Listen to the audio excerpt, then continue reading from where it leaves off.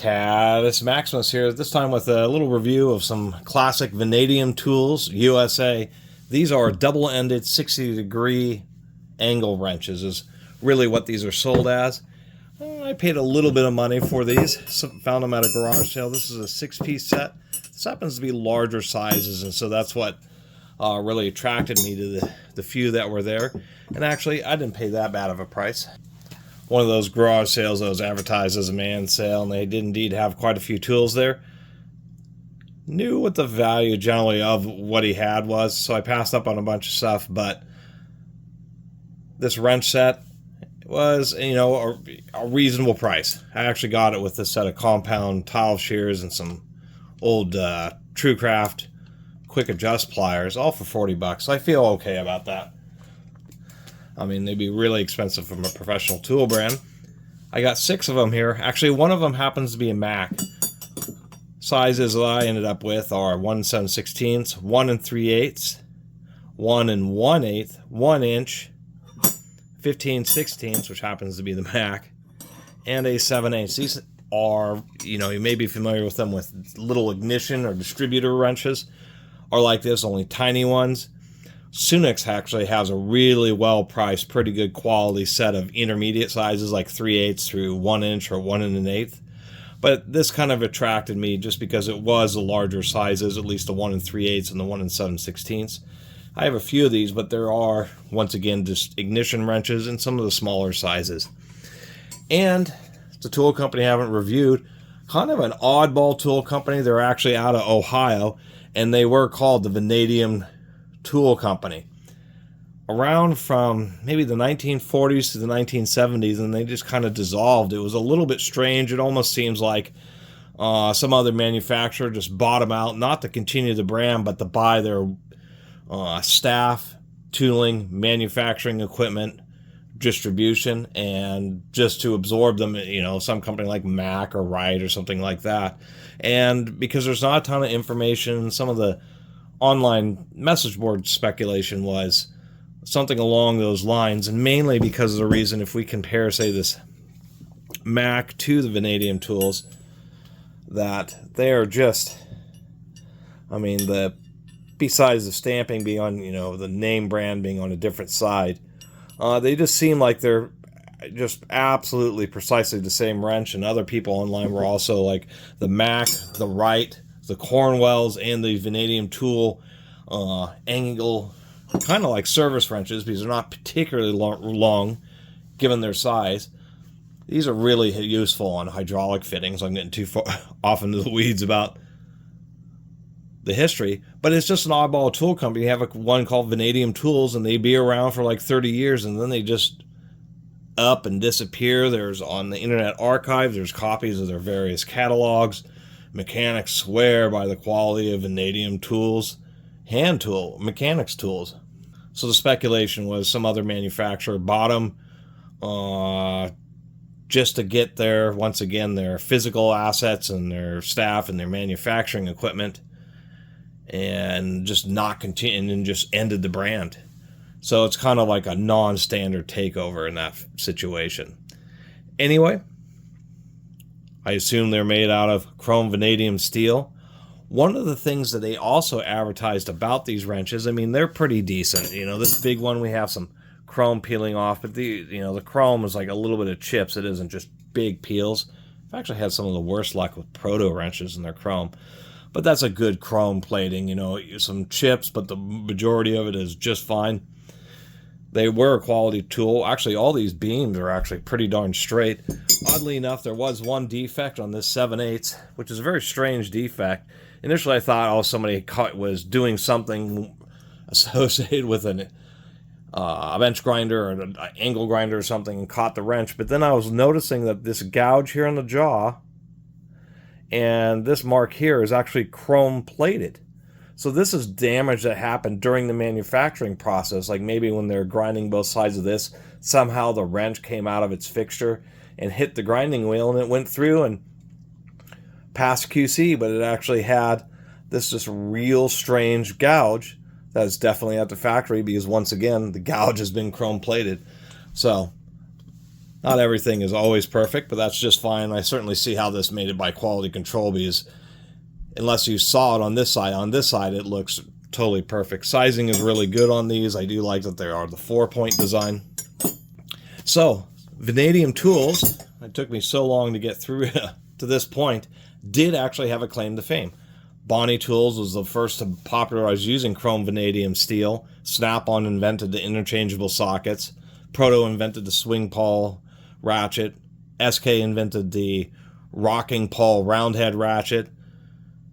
New Britain Tools patented the Killness, or the floating pawl high tooth count roundhead ratchet. So there's several tool companies have designs that really are claim to fames.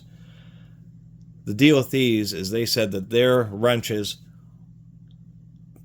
do outperform for a given cross-section, a given size and amount of material than other manufacturers. And their claim was using power hammers. And if you look around YouTube on the difference between drop forging, if you look up drop forging, there's tons of videos showing huge forging presses with big forging dies. They come in with like a rough shape of the wrench, which is just like a glob and a glob, and then like a kind of a metal rod connecting them. And then the drop forge comes down and just hammers it, getting it most of the way into the shape. And it's a progressive die, so it comes down, it hammers it super hard. They lift it up, put it in the next die, hammers it again, and finishes out its shape. And then they put it on and sometimes either that second die will also cut off the flashing, the metal that squishes out, or it will go into a third die, which is specifically to cut the flashing and rough out the area for the working ends. Vanadium tools use power hammers, and so if you look up more of the hand forging, like Alex Steel, that type of thing, people forging knives and swords, they'll use power hammers, which are these big air-driven forging machines, but they usually, they have to hit multiple times. And apparently that was the deal with vanadium tools, is that they are slightly more labor intensive, because rather than using drop forging, which is just a huge amount of force to take the hot billet and hit it once or twice to get the finished shape, causes a huge acceleration. The forging does increase the strength of the material by causing the metal grains to kind of flow into the shape that the final tool is going to be. So it just causes some grain alignment and increases its strength, versus billet machine. A lot of things that are billet machined are great, but they're not as good as forged because it just has a random crystal formation. That's why you'd always want a forged tool over just a billet tool, and why billet tools aren't really a thing. It's forged tools that are. With the power hammer, what you would have is you'd have just a single set of dies that is the final shape, and it would be less force, but they'd have to just put it in the power hammer and hit it again and again, maybe 5, 10 times, 12, a dozen times. But what it is it's a less force over many more operations. And so you don't get quite it's hitting it and slowly moving the crystals, hitting it and slowly moving them some more. And that progressive nature causes longer and further extended grain alignment and grain growth, versus drop forging, which is shaping it all in just 1 or 2 massive hits. When you're more progressive, hitting it again and again, repeatedly, causing the metal to flow more slowly and more incrementally over time, gets you a stronger tool. And there's a lot of legitimacy to that. Look up the manufacturing of aluminum cans. You'll find that they're not just hammering out the final shape of the can, or hammering out the final shape and then just one operation molding the top. Aluminum cans have to be cut in the cups and then forged into a general can shape, and then forged again repeatedly, and anybody who works with sheet metal or progressive die manufacturing, things like all those little complicated sheet metal electrical connectors and things, you just can't do a lot of metals. You just can't accelerate to high degrees. It causes stretching and weakness and inconsistency in the crystalline structure. So it's like aluminum cans, they have to be progressively manufactured so that no single operation is upsetting too much of the aluminum too quickly. steels are much more compliant and can deal with, once again, things like super fast drop forging, but they also benefit from more progressive manufacturing operations. But once again, using something like power hammers to manufacture wrenches puts you at a distinct disadvantage, because people aren't going to pay a bunch of extra money just because you paid somebody to stand around spending 4 times as much time using a power hammer to progressively forge out a wrench, when the manufacturer, like, Mac down the street, since both companies are in Ohio, drop forges, gets them basically 90% of the performance for the same grade of steel on the same cross section, and forges them out 4 times faster. They're going to be able to sell them cheaper, manufacture more of them, and remain more competitive. So that's kind of the deal. These Vanadium brand tools are apparently something special because of that progressive power hammer for forging versus drop hammer forging. Both are similar tools, just power hammers hit with a lot less force, and you have to do it repeatedly. Just like I have to repeat that in the video, because people skip along and then tell me in my comments, "You didn't mention that." No, you just skipped that part of the video. And for all intents and purposes, a power hammer progressively forged wrench, I would feel, would really be on par with law. I would like to have some of these and test them against like apparently modern proto tools really test pretty well. They harden their steels to very high hardness levels, so they end up snapping rather than flexing or bending, but end up taking more ultimate torque. And I bet these Vanadium tools would give Snap-on and Proto and Mac and all these other companies a pretty good run for their money, and definitely want to pick up some more of their tools. Plus, it's kind of neat to have a tool that is named Vanadium rather than all the others which just say Chrome Vanadium. And I don't know why I blabbed. I like blabbing my videos.